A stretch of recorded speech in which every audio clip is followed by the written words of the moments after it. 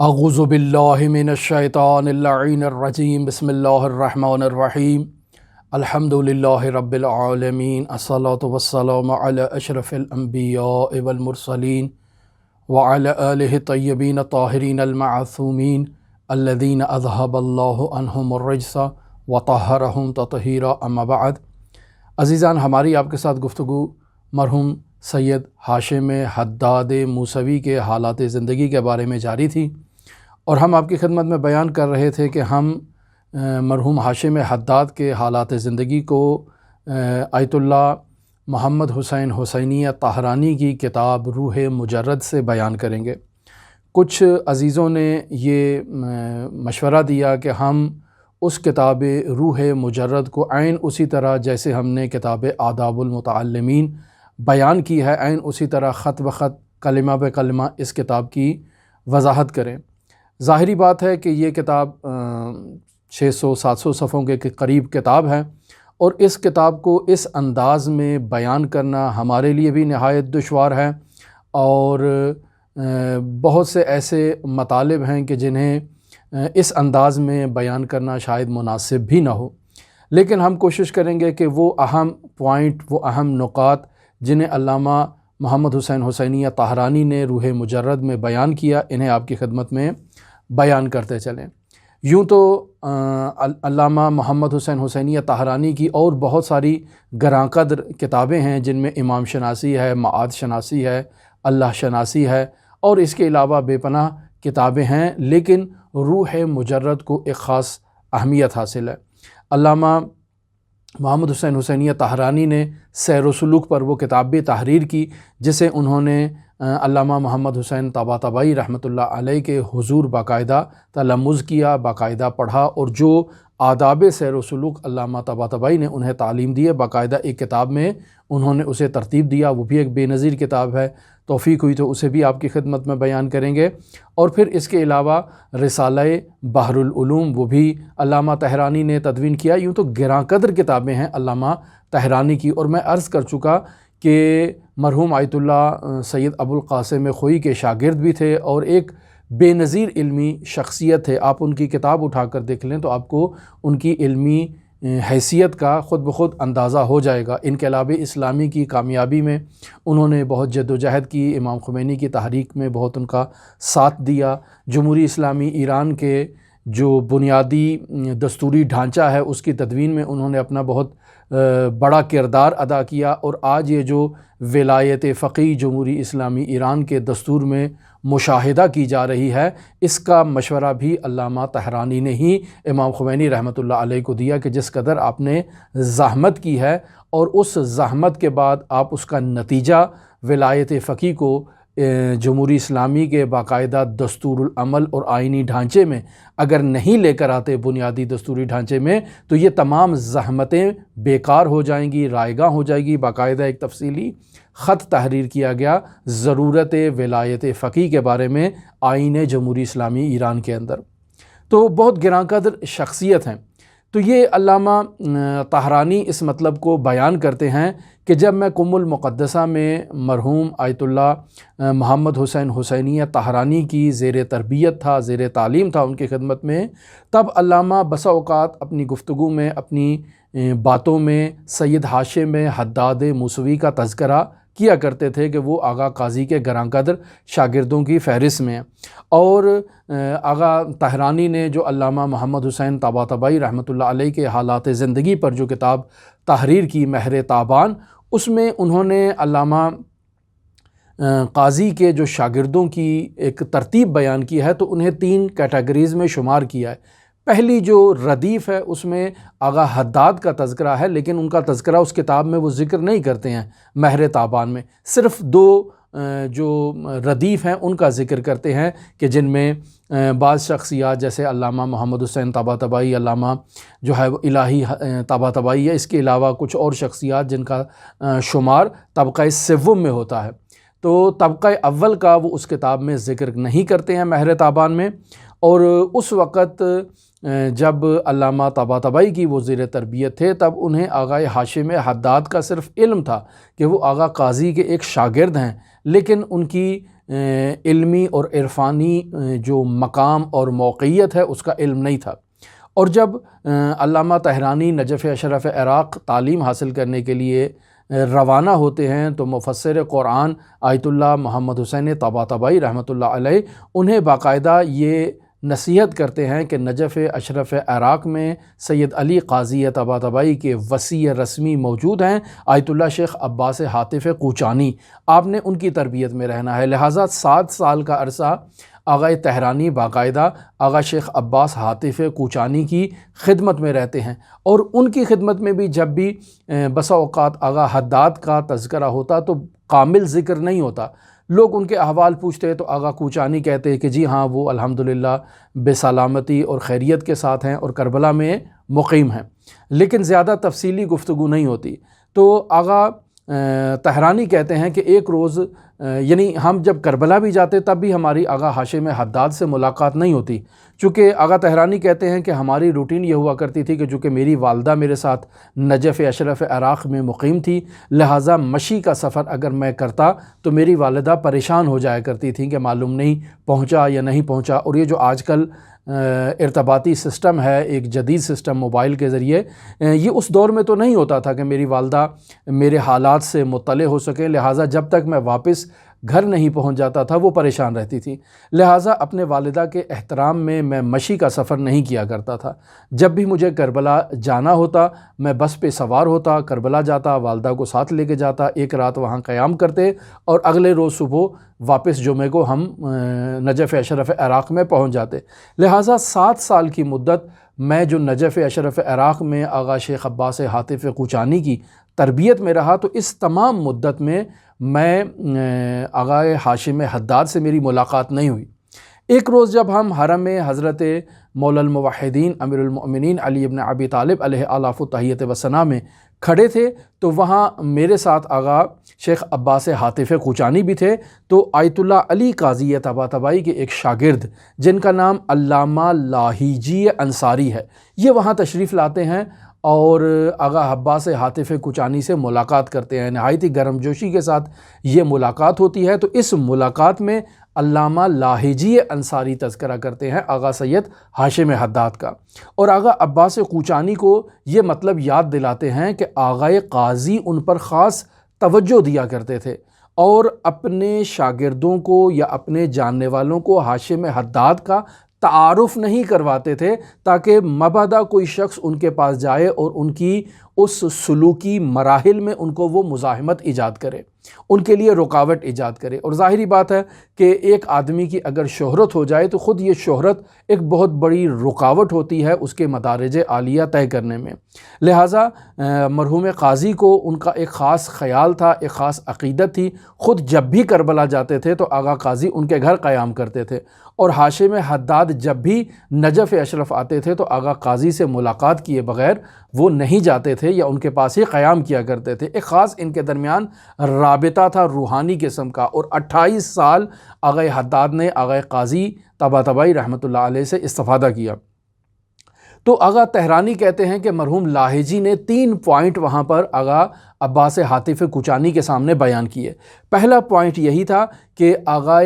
حداد جو ہیں وہ قاضی کے خاص شاگردوں میں ہیں، اور آغا قاضی ان کا تعارف کسی کے سامنے نہیں کرواتے تھے کہ کوئی ان کے سامنے جا کر ان کو مزاحمت ایجاد نہ کرے اور ان کی سلوکی مراحل میں خلل واقع نہ کرے اور ان کی شہرت نہ ہو، لہٰذا اس شہرت گریزی کی وجہ سے ہاشم حداد کا تعارف نہیں کروایا جاتا تھا۔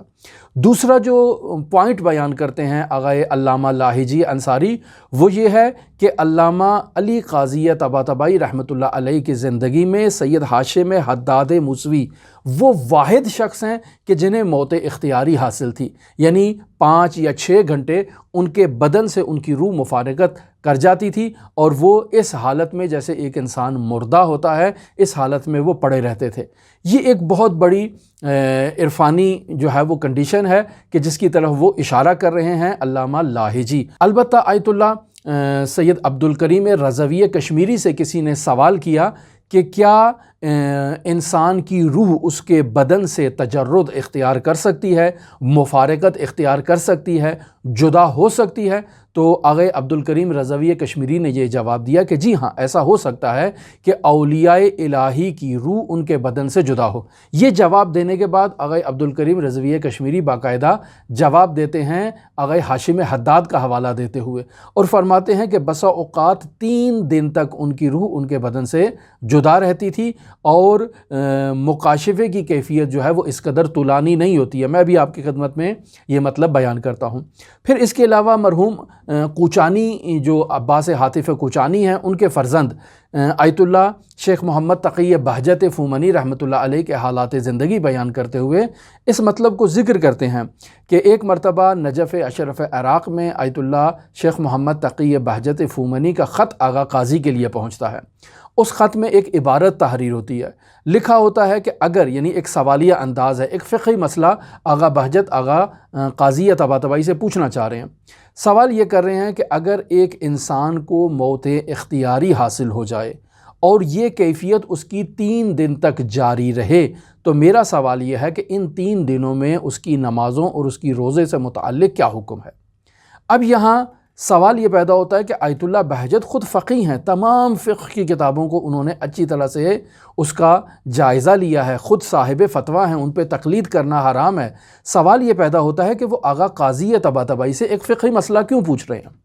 یہ دوسرا سوال یہ پیدا ہوتا ہے کہ آیت اللہ بہجت کو اگر فقہی مسئلہ ہی پوچھنا تھا تو وہ آغا قاضی سے فقہی مسئلہ کیوں پوچھ رہے ہیں؟ چونکہ آیت اللہ قاضی علم الفقہ میں زیادہ شہرت نہیں رکھتے ہیں۔ اس وقت کے نامی گرامی فقہا آیت اللہ ابوالقاسم خوئی موجود ہیں، دوسری عظیم شخصیات موجود ہیں، تو کیا وجہ ہے کہ آیت اللہ بہجت صرف علی آغا قاضی طباطبائی سے یہ سوال کر رہے ہیں کہ اگر ایک انسان کو 3 دن تک موت اختیاری حاصل ہو جائے تو اس کے نماز روزے کا کیا حکم ہے؟ تو در واقع آیت اللہ بہجت اس سوال کے پس پردہ اپنی کیفیت کو بیان کرنا چاہ رہے ہیں کہ ہمارے لیے اس وقت یہ کیفیت جو ہے وہ حاصل ہو چکی ہے، اور نتیجہ بھی اسی طرح نکلتا ہے۔ آیت اللہ علی قاضی طباطبائی اس خط کو پڑھنے کے بعد آغا اپنے جو رسمی وصی ہیں شیخ عباس حاتف کوچانی، ان سے یہ خطاب کر کے کہتے ہیں کہ آیت اللہ بہجت اپنی کیفیت کو بیان کر رہے ہیں، اور یہ خود اس کا مصداق ہے کہ 3 دن تک ان کے لیے موت اختیاری کی کیفیت ہوئی ہے، اور یہ سوال کر رہے ہیں ایک جو ہے نا وہ اس انداز میں کہ لوگوں کو اس چیز کا علم بھی نہ ہو۔ تیسرا مطلب جس کی طرف علامہ لاہجی انصاری اشارہ کرتے ہیں سید ہاشم حداد کے حالات زندگی میں سے متعلق، وہ یہ ہے کہ آغا قاضی ان کے لیے یہ جملے کہا کرتے تھے کہ وہ عین اسی طرح جس طرح اہل سنت اپنے عقائد کے اوپر تعصب کا مظاہرہ کرتے ہیں اور حضرات اہل بیت علیہم السلام کے حضور کچھ شخصیات کو علم کرتے ہیں، اسی طرح سے سید ہاشم حداد توحید کے بارے میں تعصب کا مظاہرہ کرتے ہیں، اور اس قدر انہوں نے توحید کو لمس کر رکھا ہے کہ محال ہے کوئی ان کی معرفت میں خلل واقع کر سکے اور انہیں ان مقامات توحیدی سے نیچے لا سکے، یہ بالکل محالات میں سے ہے۔ تو آغا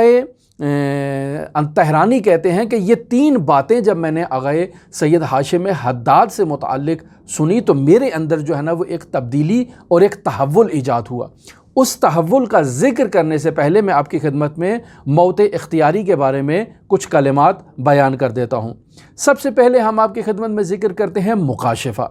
مکاشفہ کشف و شہود کے ذریعے انسان دوسرے مقامات کو مشاہدہ کرتا ہے۔ یہ ایک ایسی کنڈیشن ہوتی ہے کہ جس میں انسان کا دل جو ہے وہ پمپنگ کر رہا ہے، انسان کا دل جو ہے وہ دھڑکن میں ابھی جاری ہے، اس کی روح اس کے بدن میں موجود ہے، لیکن اس کے باوجود انسان دوسرے مقامات کو مشاہدہ کر رہا ہے اس دنیا میں۔ یہ ہے مکاشفہ، یہ موت اختیاری نہیں کہلاتا ہے۔ یہ اس کے علاوہ مکاشفے کی ایک دوسری کنڈیشن ایسے ہوتی ہے کہ جس میں بسا اوقات انسان کے بدن سے اس کی روح جدا ہو جاتی ہے اور انسان بدن برزخی کے ساتھ عوالم کی سیر کرتا ہے، عوالم کو مشاہدہ کرتا ہے، لیکن اس کے باوجود اس کا دل جو ہے وہ پمپ کر رہا ہے، اس کا دل جو ہے وہ دھڑکن میں ابھی جاری ہے، اور یہ انسان اس کی روح اس کے بدن سے اس طرح سے مفارقت اس نے اختیار نہیں کی کہ جسے یہ کہا جائے کہ اب یہ انسان جو ہے یہ مر گیا ہے۔ نہیں، بالکل ایسا نہیں ہے۔ یہ دونوں کنڈیشنیں جو ہیں یہ خلسے کی کیفیت ہیں کہ جو انسان پر بس اوقات ایک انسان عارف کے اوپر وہ انسان جو سیر و سلوک کی وادی میں سیر اللہ کی طرف حرکت کر رہا ہے اور ابھی عالم برزخ میں وہ داخل ہوا ہے اور اب اس کی سیر کا یہاں سے آغاز ہوا ہے۔ تو یہ افراد جو ابھی برزخ میں داخل ہوئے ہیں ان کے لیے ان کی روح ان کے بدن سے جدا ہو جاتی ہے اور وہ اپنے بدن برزخی کے ساتھ دوسرے عوالم کی سیر کرتے ہیں، لیکن اس کے باوجود ان کا جو بدن مادی ہے وہ ابھی دھڑکن کر رہا ہے، اس میں دل دھڑکن کر رہا ہے اور ابھی وہ حیات میں ہے۔ لیکن موت اختیاری کی کیفیت میں انسان کے ساتھ ایک ایسی کنڈیشن ہوتی ہے کہ اس کا یہ دل جو ہے وہ دھڑکن کرنا چھوڑ دیتا ہے، اس کا جسم بالکل ٹھنڈا ہو جاتا ہے، اس کی روح اس کے بدن سے مفارقت اختیار کر جاتی ہے، اور عین یعنی طبی عنوان سے یا شرعی عنوان سے اس شخص کے اوپر مردے کا عنوان جو ہے وہ صادق آتا ہے۔ یعنی اگر اطباء کے پاس اس شخص کو لے جایا جائے تو اطباء کہیں گے کہ یہ شخص جو ہے یہ مر گیا ہے، اس دنیا سے رخصت ہو چکا ہے، اور اگر فقہا کے سامنے اس شخص کو لایا جائے تو فقہا بھی اطباء کی بات کی تائید کریں گے اور کہیں گے کہ یہ شخص اس دنیا سے مفارقت اختیار کر چکا ہے۔ اب یہاں پر دو کنڈیشنیں انسان کے لیے، عارف کے لیے بنتی ہیں۔ بسا اوقات ایک عارف اس قدر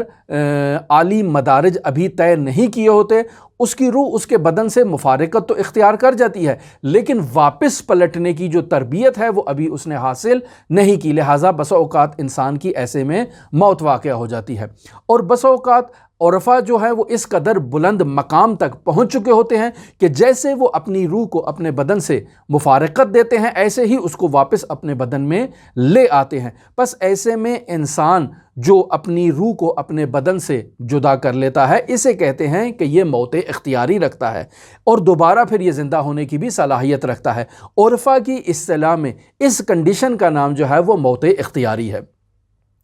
بعض لوگوں کو یہ کیفیت حاصل ہوتی ہے، بعض لوگوں کو یہ کیفیت حاصل نہیں ہوتی ہے۔ تمام علی قاضیہ طباطبائی کے شاگردوں کو یہ کیفیت حاصل نہیں تھی۔ ان کے زندگی میں جس شخص کے متعلق انہیں موت اختیاری حاصل ہے وہ مرحوم سید ہاشم حداد تھے، اور علامہ لاہیجی انصاری اس بات کا تذکرہ کر رہے ہیں۔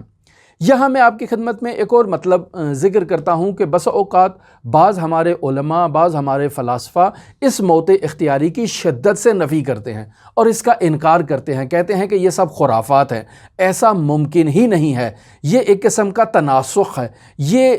جو ہے وہ اصلاً ممکن ہی نہیں ہے کہ انسان کی روح اس کے بدن سے مفارقت اختیار کر جائے اور پھر دوبارہ وہ واپس اس بدن میں آ جائے، یہ تناسخ ہے، یہ ممکن ہی نہیں ہے۔ لہٰذا میں ایک واقعہ نقل کرتا ہوں آپ کی خدمت میں جسے علامہ طحرانی نے اپنی کتاب معاد شناسی میں ذکر کیا ہے، اور ماجرا کچھ اس طرح سے ہے کہ آیت اللہ ملا محمد حکیم ہیدجی کا ایک دیہاتی شخص کے ساتھ ماجرا ہوتا ہے۔ واقعہ کچھ اس طرح سے ہے کہ حکیم ہیدجی تہران کے ایک مشہور و معروف فیلسوف ہیں، مشہور و معروف حکیم ہیں۔ ان کا یہ نظریہ تھا کہ موت اختیاری جو ہے وہ خرافات میں سے ہے۔ یہ حکیم ہیدجی کا انتقال 1928 سے جو ہے وہ عیسوی میں ہوتا ہے۔ یہ حکیم ہیدجی جب بھی اپنے شاگردوں کو درس دیا کرتے تھے تو جب موت اختیاری کا ذکر ہوتا تو یہ باقاعدہ برہان قائم کرتے کہ یہ محالات میں سے ہے کہ انسان کی روح اس کے بدن سے جدا ہو جائے اور پھر دوبارہ اس کی بدن میں واپس آ جائے، اور پھر اسی مطلب کے اوپر برہان بھی وہ قائم کیا کرتے تھے۔ ایک روز نماز عشاء کے بعد وہ اپنے کمرے میں تشریف فرما ہے کہ ایک دیہاتی بوڑھا شخص، آیت اللہ لاہیجی ابھی تک تعقیبات میں مصروف ہیں کہ ایک دیہاتی بوڑھا شخص وہ ان کے کمرے میں بغیر اجازت کے داخل ہو جاتا ہے اور اپنی عصا کو ایک کونے میں رکھ دیتا ہے، اور پھر